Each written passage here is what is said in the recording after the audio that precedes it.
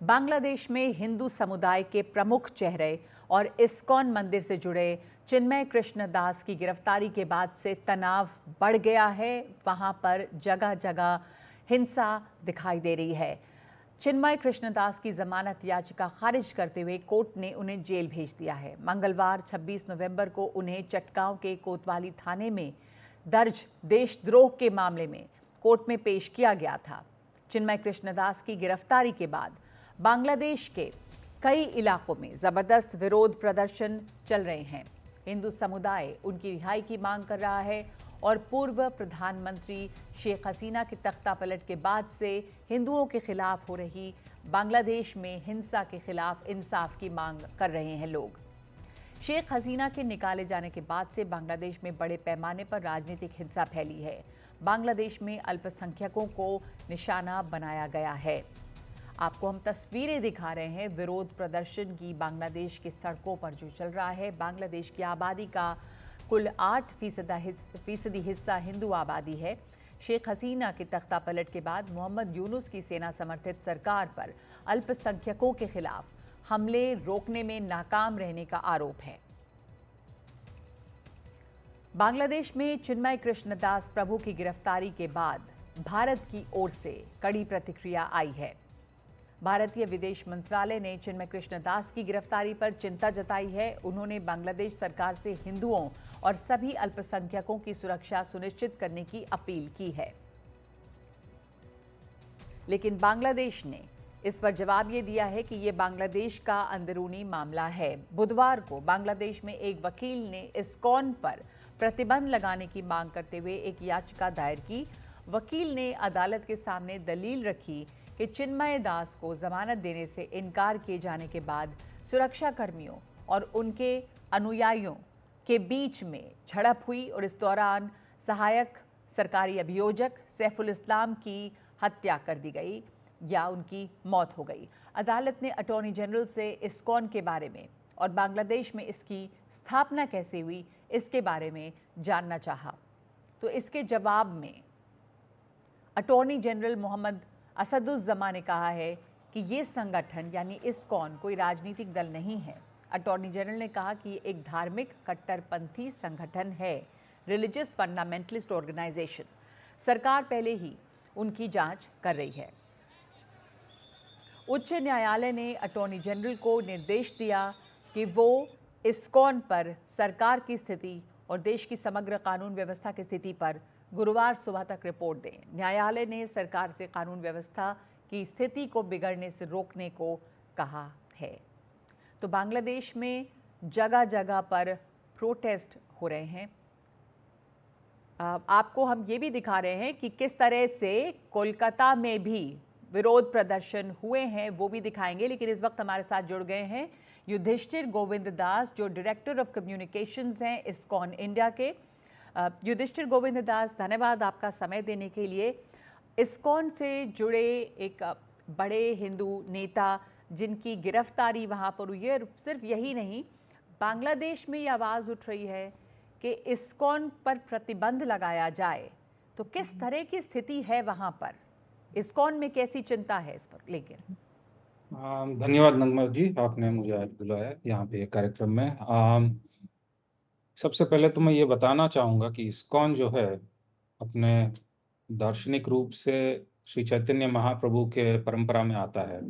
तो 500 साल पूर्व जब चैतन्य महाप्रभु ने ये भक्ति आंदोलन शुरू किया था वेस्ट बंगाल में, तो उनके कई सारे अनुयायी जो उनके पार्षद थे सब आज मॉडर्न डे बांग्लादेश से ही तो थे, सिलेट, चिटागोंग, ढाका। तो बांग्लादेश में आज से ही नहीं बट कई सौ साल से लाखों लाखों गौड़ीय वैष्णव वहीं पे निवास करते हैं और हम भी गौड़ीय वैष्णव परंपरा से ही आते हैं। तो बांग्लादेश में जितने भी हमारे भक्तगण हैं वो भी वहीं पे और उनके पूर्वज भी वहीं पे प्रैक्टिसिंग मेंबर्स रहे हैं। और जहाँ तक आप जो अभी स्टेटमेंट्स पढ़ रहे थे फंडामेंटलिज्म को लेके, इस्कॉन सिर्फ बांग्लादेश या भारत में ही नहीं पूरे विश्व में प्रसिद्ध है अपने सामाजिक सेवा के लिए।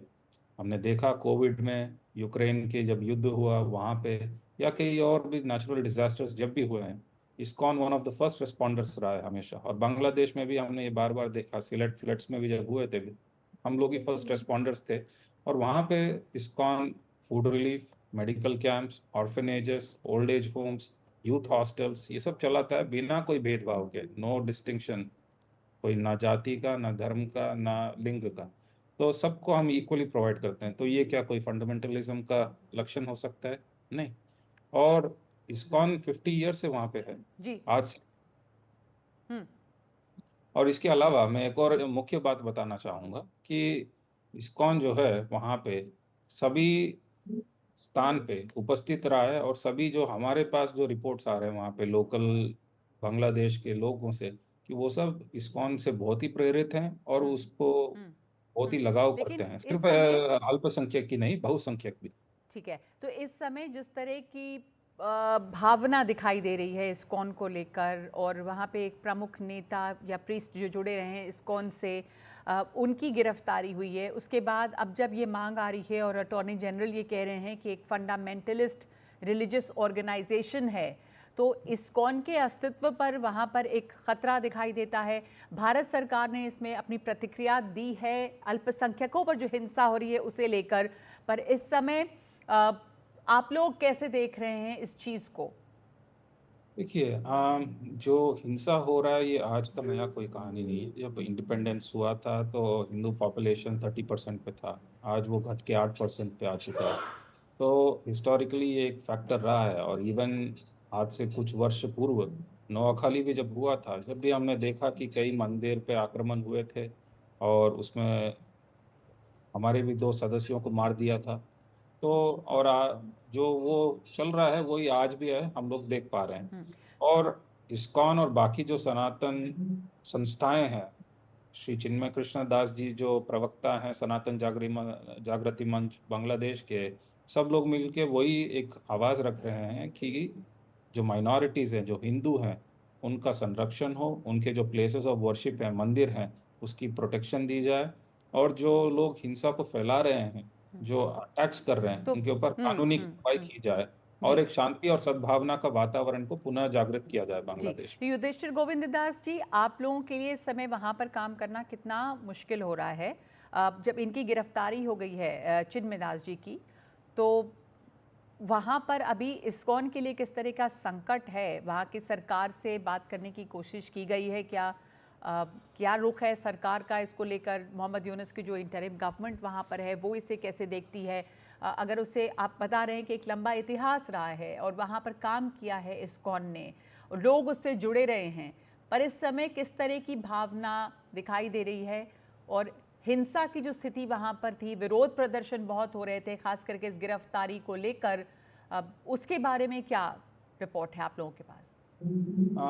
जैसे मैंने बताया था कि इस्कॉन जो है बहुत ही लंबे समय से वहाँ पे है, तो इस माध्यम से हम जो हैं वहाँ पे कार्यक्रम कर रहे हैं और इसको अप्रिशिएट किया जा रहा है। बट नेचुरली अभी जो पिछले कुछ हफ्तों से हुआ है इंसिडेंट, उस वजह से कुछ तनाव का माहौल भी है, ये अनडिनाइबल फैक्ट है।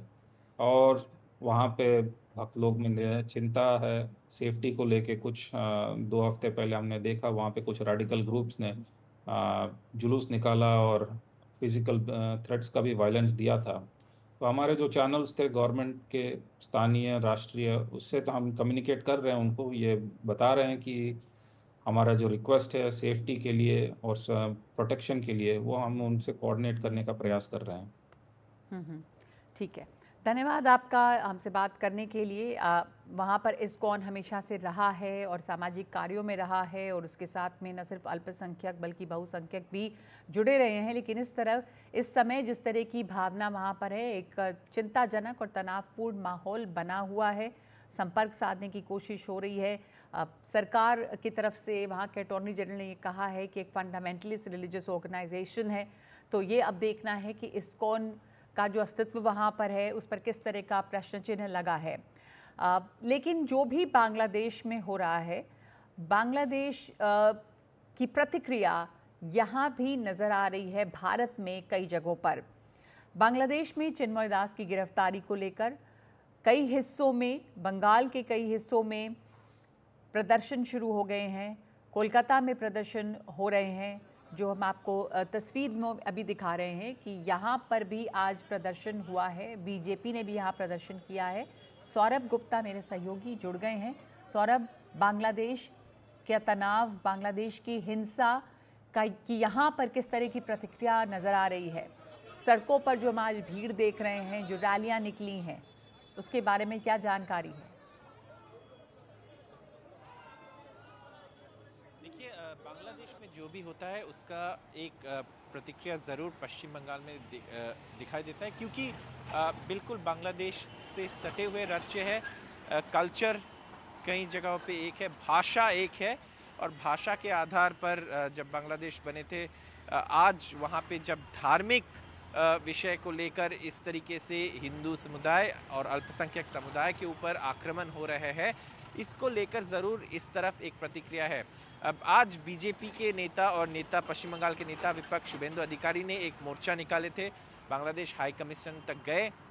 उन्होंने कहा है कि कुछ ऐसे भी लोग हैं जो इंटरिम सरकार में एडवाइज़र है, वो भी कुछ बातें ऐसे कर रहे हैं जिसके वजह से या तो भारत की तरफ दोष डालने की कोशिश, या इसके वजह से जो हो रहा है बांग्लादेश में, जो अटैक्स हो रहे हैं, और कल रात को भी कई जगहों पे घटना सामने आ रहे हैं जहां पे थ्रेट किए गए हैं, स्लोगन्स दिए गए हैं, और बहुत ही एक वायलेंट तरीके से स्लोगन्स दिए गए हैं। तो ये सब को लेकर पश्चिम बंगाल में ज़रूर एक चिंता है।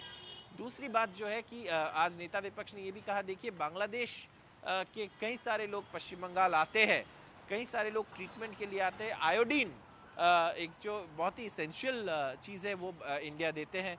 बहुत सारी चीज़ों में इंडिया और बांग्लादेश का ट्रेड होता है, बहुत सारे चीज़ों के लिए बांग्लादेश इंडिया के ऊपर डिपेंडेंट है। तो अगर उनका कहना है कि देखिए, अगर ये सब बिजनेस एज यूजुअल नहीं हो सकता है जब बॉर्डर के उस तरफ अल्पसंख्यक समुदाय के ऊपर इस तरीके से हिंसा हो रहे हैं, आक्रमण हो रहे हैं।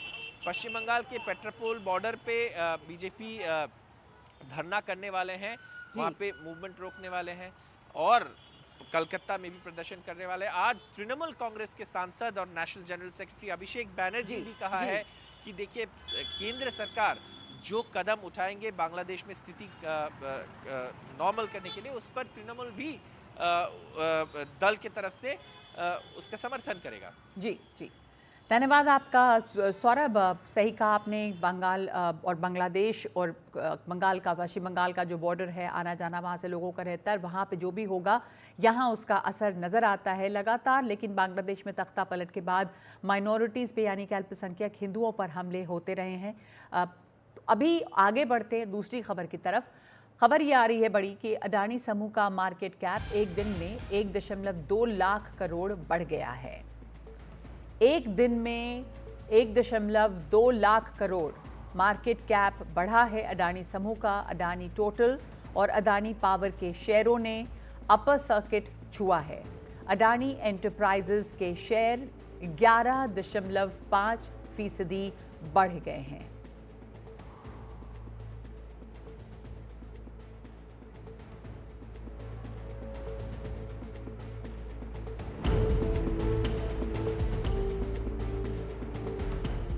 तो आप देख रहे हैं ये ब्रेकिंग न्यूज़। इस वक्त 5 की बात में एक ब्रेक लेते हैं, लौट के आएंगे फौरन खबरों के साथ।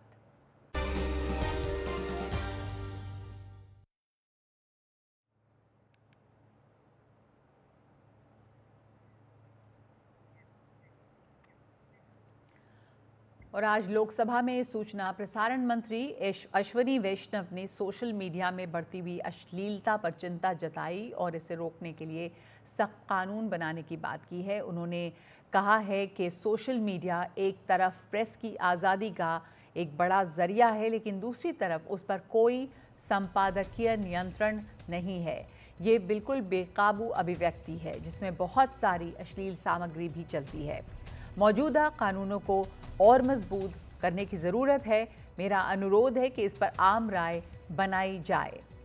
अश्विनी वैष्णव यहीं नहीं रुके, उन्होंने इसे संस्कृति के सवाल से भी जोड़ा और कहा कि हमारे देश की संस्कृति अलग है और जिन देशों से ये मीडिया आया है उनकी संस्कृति अलग है, इसलिए ऐसी बहस बहुत देशों में चल रही है। मैं चाहूँगा कि संसद की स्थायी समिति ये मुद्दा उठाए और इससे जुड़े सख्त कानून बताए।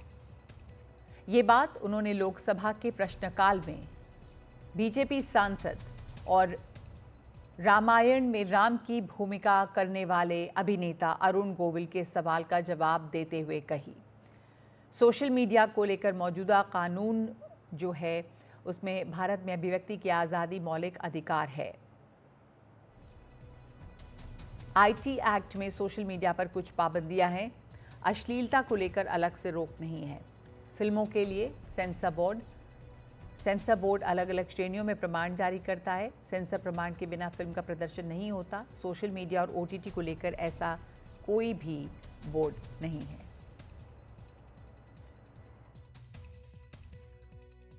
माननीय सांसद महोदय ने बहुत महत्वपूर्ण विषय उठाया है।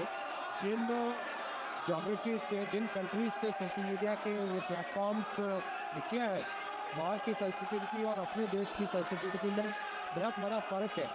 और ये इस तरह का डिबेट आज दुनिया के करीब करीब हर देश में, इसीलिए मेरा निवेदन है माननीय अध्यक्ष जी कि जो अपनी पार्लियामेंट की स्टैंडिंग कमेटी है वो भी इस विषय को उठाए और इस विषय पे समाज में कंसेंसस हो और उसमें और कड़े कानून बने। ओटीटी प्लेटफॉर्म पे जो दिखाया जा रहा है और स्क्रीन हो, पंजाब में साफ बैठ कर देख नहीं सकते। इससे हमारे मैथिल मीडिया पर आवाज़ लिया है। क्या सोचें तो सुनाई मन से ये बताने से कृपा करेंगे कि सोशल मीडिया प्लेटफॉर्म के माध्यम से अश्लील और सेक्स संबंधित सामग्री से अवैध रूप से प्रसारण से रोकने के लिए वर्तमान में मौजूदा तंत्र क्या है, और उस तथ्य को ध्यान में रखते हुए कि इस कानून इन प्लेटफॉर्मों के देखने को रोकने से ज़्यादा प्रभावी नहीं है, क्या सरकार का मौजूदा कानूनों को और अधिक सख्त बनाने का प्रस्ताव है? तो क्या सरकार में मौजूदा कानून को और अधिक सख्त बनाने का कोई प्रस्ताव है? पवन दुग्गल जी हमारे साथ जुड़ गए हैं। पवन दुग्गल साइबर लॉ एक्सपर्ट हैं। सोशल मीडिया को लेकर जो मौजूदा कानून है उसमें क्या चीज़ें हैं? क्या कोई कानून है जिससे सोशल मीडिया के कंटेंट को नियंत्रित किया जा सके? देखिए नगमा, हमारे भारतवर्ष में सूचना प्रौद्योगिकी कानून है। उसमें शब्द सोशल मीडिया तो नहीं आता, लेकिन कानून ने उसे घुमा फिरा के इंटरमीडियरी की लाइबिलिटी की दिशा के प्रावधानों में कवर करने का प्रयास किया है। जी। जो भी सोशल मीडिया प्लेटफॉर्म्स होते हैं वो सर्विस प्रोवाइडर्स होते हैं और लिहाजा इसलिए इंटरमीडियरी की परिभाषा में आते हैं। कानून कहता है सेक्शन 79 आईटी एक्ट के साहब, अगर आप सोशल मीडिया सर्विस प्रोवाइडर हैं या आप इंटरमीडियरी हैं, तब आप इंश्योर करेंगे कि आप ड्यू डिलिजेंस सावधानी बरतेंगे जब आप अपनी ऑब्लिगेशंस का निर्वाह कर रहे हैं। अब इसी दिशा में केंद्र सरकार ने आईटी रूल्स 2021 को लागू कर रखा है। इनमें संशोधन हो रखा है 6 अप्रैल 2023 को, और इन संशोधनों के बाद जितने भी सोशल मीडिया प्लेयर्स हैं वो इस रूल्स में पूरी तरीके से कवर हो जाते हैं। अब उन पर दायित्व दिया गया है कि वो न केवल अपने उपभोक्ताओं को बताएंगे कि वो सोशल मीडिया प्लेटफॉर्म्स का दुरुपयोग ना करें, बल्कि साथ ही साथ ये जितने भी सर्विस प्रोवाइडर्स हैं वो विशिष्ट तौर पर स्वयं कदम उठाएंगे ताकि उनके उपभोक्ता उनके प्लेटफॉर्म्स का दुरुपयोग ना कर सकें, खास तौर पर अश्लील कंटेंट को के प्रकाशन में, प्रसारण में या विभिन्न प्रकार की और संबंधित गतिविधियों में भी। तो देखिए हमारा रूल्स तो बन गए हैं, लेकिन ये रूल्स को इफेक्टिवली इम्प्लीमेंट नहीं किया जा रहा, क्योंकि देखिए अगर आप सर्विस प्रोवाइडर हैं, आप इन कानून का पालन नहीं करेंगे तो कानून कहता है कि जो सुरक्षा कवच कानून ने आपको प्रदान कर रखा है वो आपसे छीन लिया जाएगा। लेकिन हम देखते हैं कि पिछले 3 सालों में कोई प्रकार की कोई भी गतिविधि, कोई लीगल प्रोसीडिंग्स किसी भी सोशल मीडिया के बरखिलाफ नहीं की गई है। आज की तारीख में जब भारत में ग्रेट इंडियन वॉमिटिंग रेवोल्यूशन चल रहा है, लोग उल्टी कर रहे हैं अपने डेटा की इंटरनेट पर, आवश्यकता है कि भारत को एक डेडिकेटेड समर्पित सोशल मीडिया संबंधी कानून हो जो न केवल उपभोक्ताओं का बल्कि साथ ही साथ यूजर्स और सर्विस प्रोवाइडर्स का भी रोल्स, ड्यूटीज और रिस्पॉन्सिबिलिटीज हैं उनका परिभाषा कर सके, और साथ ही साथ लोगों के को बता सके कि साहब अगर आप इस लक्षण रेखा को क्रॉस करेंगे तो आपको कानूनी परिस्थितियों का सामना करना पड़ेगा। तो अभी आप कह रहे हैं कि इस तरह की कोई क्लैरिटी नहीं है कि लोगों को पता चले कि अगर आप इस तरह के अश्लील कंटेंट सोशल मीडिया प्लेटफॉर्म पर डालते हैं तो आपके ऊपर कोई कार्रवाई हो सकती है, सर्विस प्रोवाइडर के ऊपर क्या हो सकता है, लेकिन जो लोग कंटेंट क्रिएटर हैं क्या उनके ऊपर भी किसी तरह के रोक टोक, मतलब बिना रोक टोक के ये मीडिया है, जैसे सेंसर बोर्ड होता है फिल्मों के लिए और अलग अलग तरह के वो सर्टिफिकेट्स जारी करता है, यहाँ पर सोशल मीडिया या फिर OTT को लेकर भी कोई ऐसा बोर्ड नहीं है। तो जब ये अरुण गोविल बात उठा रहे हैं कि जो एग्जिस्टिंग कानून है उसमें किसी तरह के बदलाव की ज़रूरत है, तो सोशल मीडिया के लिए अलग ना सही, पर जो अभी कानून है और जिस तरह का कंटेंट आ रहा है उस पर रोक लगाने के लिए क्या होना चाहिए? देखिए, पहली बात तो हमें समझना होगा कि हम भारत हैं, हम चीन नहीं हैं। हमारे यहाँ अपना विशिष्ट संविधान है, जो एक लिविंग डॉक्यूमेंट है और ये संविधान ही हमें मार्गदर्शन देता है। दूसरी बात, डेडिकेटेड लीगल प्रोविजंस होने ज़रूर चाहिए। इस बात से मैं पूरी तरीके से सहमत हूँ गोविल साहब के साथ-साथ। लेकिन तीसरी महत्वपूर्ण बात ये है कि आपने उपभोक्ताओं को भी तो सेंसिटाइज़ करना है। कंटेंट क्रिएटर्स को लेकर जितनी सख्त गाइडलाइंस होनी चाहिए, वो नहीं है। आज लोगों को लगता है कि मैं जो कुछ करना चाहूँ, जो कुछ भी प्रकाशित करना चाहूँ सोशल मीडिया पर कर सकता हूँ जी। और मुझे कोई प्रकार की रोक-टोक नहीं है। ये जो थॉट प्रोसेस है, इसको ढाने की आवश्यकता है। आवश्यकता है लोगों को बताने की कि आपके पास अभिव्यक्ति की स्वतंत्रता तो है, लेकिन ये स्वतंत्रता नहीं है कि आप इस प्रकार के कंटेंट को प्रकाशित या प्रसारित करेंगे जो कानून का उल्लंघन करते हैं। देखिए, जब मैं ऑब्सीन या अश्लील इलेक्ट्रॉनिक कंटेंट का प्रकाशन करता हूँ, कंटेंट क्रिएट करता हूँ, प्रसारण करता हूँ, तो मैं दंडनीय अपराध करता हूँ भारत के आईटी एक्ट में, जिसमें मिनिमम 3 साल की सजा है, 5 लाख रुपए जुर्माना है और अगर मैं चाइल्ड पोर्नोग्राफी के साथ डील करूँ, तो उसमें 5 साल की सजा है, जी। 10 लाख रुपए जुर्माना है। देखिए, कानून तो है, लेकिन तो कानून को IT अब तारसंगत करना पड़ेगा सोशल मीडिया के साथ। तो IT एक्ट के तहत तो वो है ही कानून, लेकिन हाँ, सोशल मीडिया के लिए अलग से नहीं है, पर इसमें सज़ाएं हो सकती हैं अगर उसका इम्प्लीमेंटेशन सही तरह से हो। धन्यवाद आपका पवन दुग्गल जी। ये ज़रूरत नज़र आ रही है कि सोशल मीडिया के कंटेंट को नियंत्रित करने की ज़रूरत है, तभी ये बात उठा रहे हैं अरुण गोविल पार्लियामेंट के अंदर, और अश्विनी वैष्णव जो मंत्री हैं इंफॉर्मेशन ब्रॉडकास्टिंग के, वो इसके ऊपर जवाब देते हुए ये मान रहे हैं कि हाँ, इस तरह की समस्या यहाँ पर है। एक ब्रेक ले रहे हैं 5 की बात में। हेलो मोटो। मोटोरोला एज 50 प्रो, दुनिया का पहला AI powered pro grade camera.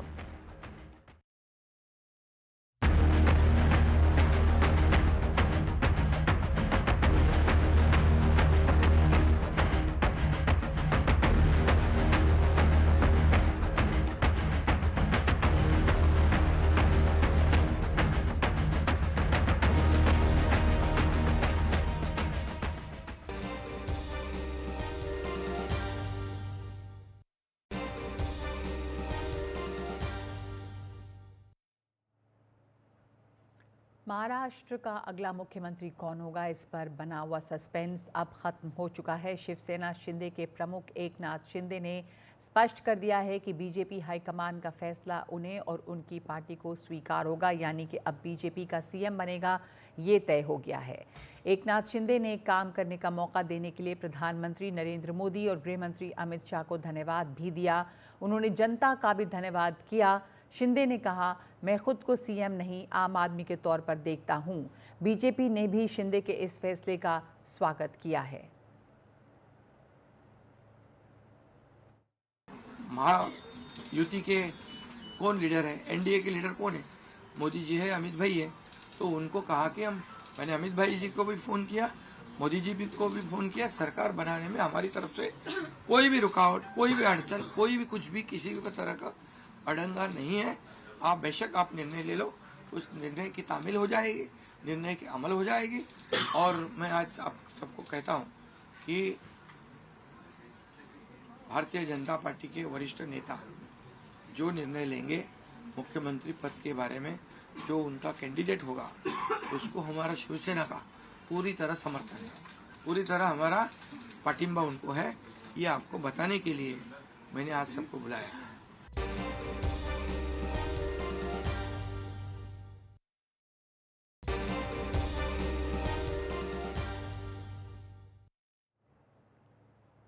भारतीय पहलवान बजरंग पूनिया पर नाडा यानी कि नेशनल एंटी डोपिंग एजेंसी ने 4 साल का प्रतिबंध लगा दिया है। बजरंग पूनिया ने नेशनल टीम के लिए सिलेक्शन ट्रायल के दौरान 10 मार्च को डोप परीक्षण के लिए यूरिन सैंपल देने से इनकार कर दिया था। बैन पर बजरंग पूनिया ने कहा कि मेरे साथ पक्षपात हुआ है। हाई कोर्ट में कल इसकी सुनवाई है। पहली चीज़ तो आप बीच में सैंपल लेने के लिए नहीं आ सकते किसी खिलाड़ी, क्योंकि 20 से 30 मिनट मिलती है हमें। उस समय हम अपनी बाउट की प्रिपरेशन करेंगे, लड़ने के लिए तैयार होंगे, या हम डोप सैंपल देंगे। तो इतिहास में अब तक किसी भी ऐसे बीच टूर्नामेंट में आप किसी का डोप नहीं ले सकते। बाउट ख़त्म होने के बाद आप डोप टेस्ट ले सकते हैं। लेकिन मेरे ऊपर जो नाडा ने आरोप लगा रखे हैं वो ये लगा रखे कि वेन्यू छोड़ के चला गया था बजरंग, भाग गया था, चला नहीं गया, भाग गया था। पूरे देश के सामने जो सैंपल लेना चाहे, जहाँ पे सैंपल लेना चाहे, बजरंग देने के लिए तैयार है, क्योंकि उनके पास तो बड़ी बड़ी वो पीछे तक का देख लेते हैं कि भाई इसने स्टेरॉइड लिया है या नहीं लिया है। तो वो जहाँ पे बोलेंगे पूरे देश के सामने देने के लिए तैयार हूँ। लेकिन आज भी वही सवाल है कि जो एक्सपायरी किट लेके आए थे उसका जवाब मुझे आज भी चाहिए है।